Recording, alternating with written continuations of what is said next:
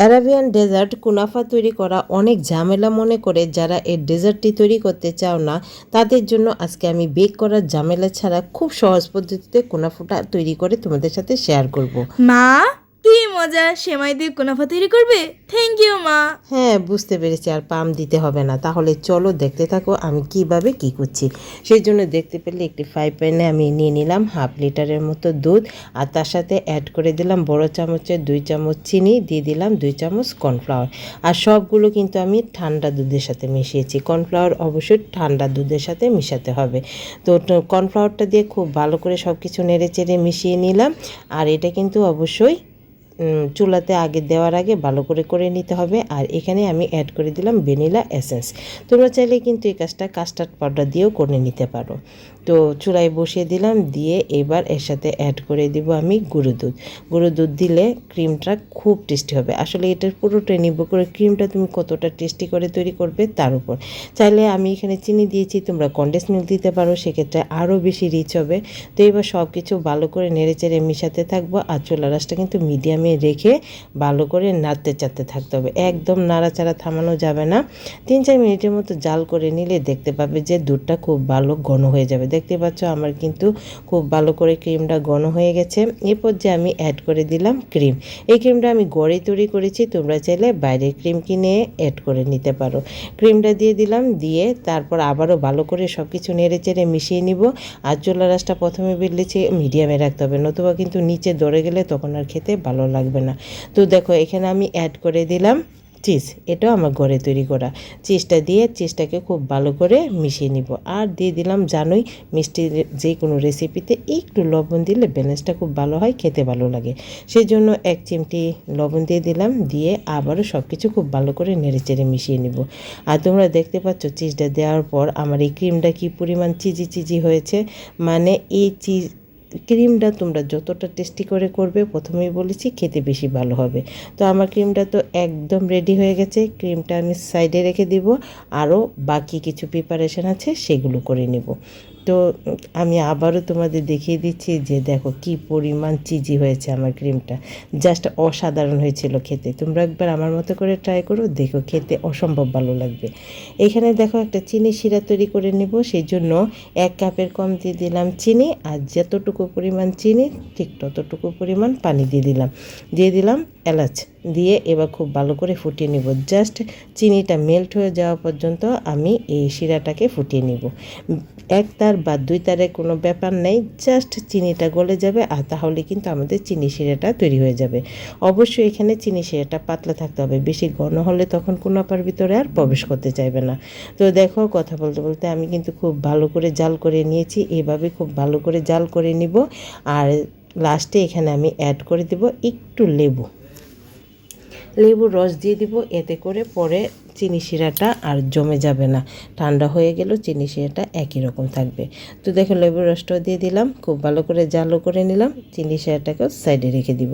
হয়ে গেল দ্বিতীয় প্রিপারেশান। এবার চলে যাব তৃতীয় প্রিপারেশানে। সেই জন্য নিয়ে নিব একটি মিক্সিং বল, আর তাতে দিয়ে দিব সেমাই। পুরোটা সেমাই আমি দিয়ে দিলাম। এই সেমাইয়ের সাথে এবার আমি অ্যাড করে দিব ঘি। যেহেতু একটু টেস্টি করব, সেই জন্য আজকে একটু ঘিটা বেশিই দিব। এখানে আমি দিয়ে দিলাম 4 চামচের মতো ঘিটা দিয়ে খুব ভালো করে সেমাইয়ের সাথে মিশিয়ে নিতে হবে। একদম ডলে ভালো করে সম্পূর্ণ সেমাইয়ের সাথে আমি ঘিটা খুব ভালো করে মিশিয়ে নিব। তোমরা আশা করি দেখেই বুঝতে পারছো যে কত সুন্দর করে ঘিটা আমি মিশিয়ে নিয়েছি। এই সেমাই তৈরিতে বা কুনাফা তৈরিতে একটু ঘিয়ের পরিমাণটা বেশি লাগবে। তাতে কি মাঝে মধ্যে তো একটু এরকম স্বাস্থ্যকর না ভেবে একটু মুখে স্বাদের কথা ভাবাই যায়, তাই না বলো? তো দেখো খুব ভালো করে কিন্তু সেমাইটা আমি মাখিয়ে নিয়েছি। এবার একটি ননস্টিক প্যান তৈরি করে নিয়েছি, আর তাতে দিয়েছি ঘিটা দিয়ে খুব ভালো করে সম্পূর্ণ প্যানে আমি ভালো করে এটাকে সরিয়ে দিব। আর তারপর এখানে দিয়ে দিব যে সেমাইটা আমি রেডি করেছিলাম সেটার অর্ধেক সেমাই দিয়ে এবার খুব ভালো করে সেট করে নিব। প্রথমে আমি হাতে বা চামচের সাহায্যে সেট করে তারপরে একটা গ্লাস নিয়ে নিব। তোমরা চাইলে বাটি দিয়েও সুন্দর করে এটাকে সেট করে দিতে পারো। তো দেখো গ্লাসটা দিয়ে একদম চেপে চেপে আমি সেট করে দিচ্ছি। এভাবে সুন্দর করে সেট করে দিতে হবে। সম্পূর্ণ সেমাইটা সেট করা হয়ে গেলে এখানে আমি দিয়ে দিব আগে থেকে তৈরি করে রাখা আমার ক্রিমটা। আর ক্রিমটা খুবই ঘন হয়েছিল। তো এরকম ঘন করেই কিন্তু ক্রিমটাকে তৈরি করতে হবে, তাহলেই খেতে বেশি ভালো লাগবে। তো দেখো ক্রিমটাও দিয়ে দিলাম।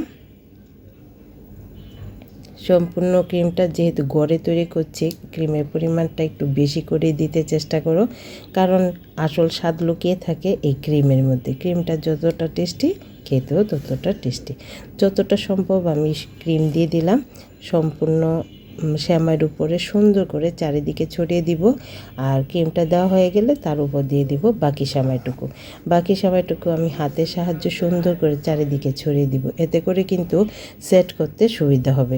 তো দেখতেই পাচ্ছ চারিদিকে কিন্তু আমি সেমাইটা দিয়ে দিলাম, দিয়ে আবারও চেপে চেপে সুন্দর করে সেট করে দিব। সম্পূর্ণ সেমাইটা দিয়ে দিলাম, দিয়ে এবার হাতে খুব ভালো করে সেট করে দিলাম। আর তারপর আগে থেকে চুলাতে আমি গরম করতে বসিয়ে দিয়েছিলাম একটি তাওয়া, আর তার উপর এই ফ্রাই প্যানটা দিয়ে দিব। যে ঢাকনাটা আছে এখানে যে একটা হোল আছে সেটা আমি অফ করে দিব। আর তারপর এটাকে বেক করে নিব 10 থেকে 15 মিনিটের মতো। তো ফিরে আসছি 10 থেকে 15 মিনিট পর। দেখো 10 থেকে 15 মিনিট পর সাইডে একটু তাকালেই বুঝতে পারবে যে খুব সুন্দর করে কিন্তু বেক করা হয়ে গেছে। এবার আমি অন্য একটি ফ্রাই প্যান আবারও ঘি ব্রাশ করে রেডি করে রেখেছি, কারণ এটাকে আমি উল্টে ওই ফ্রাই প্যানে দিয়ে দিব। মানে এক সাইড আমার ভাজা হয়ে গেছে, এবার অপর সাইডটাকেও ভেজে নিতে হবে।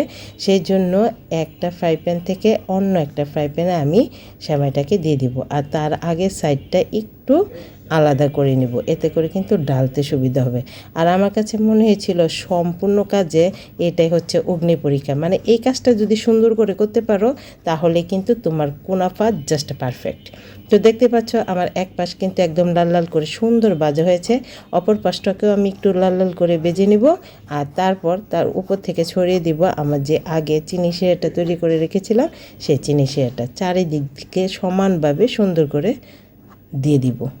চিনি শিরাটা দিয়ে দিলাম, দিয়ে এবার উপর থেকে জাস্ট কিছু বাদাম দিয়ে ডেকোরেশন করে দিব। তো কেমন লাগলো আমাদের আজকের কুনাফা রেসিপিটা তোমাদের কাছে? আশা করি খুব সহজভাবে প্রেজেন্টেশন করতে পেরেছি। যদি ভালো লাগে তাহলে বেশি বেশি করে শেয়ার করে দিও, আর আমার চ্যানেলটাকে সাবস্ক্রাইব আর পেজটাকে ফলো করে দেওয়ার জন্য তোমাদের কাছে খুব বেশি অনুরোধ রইল।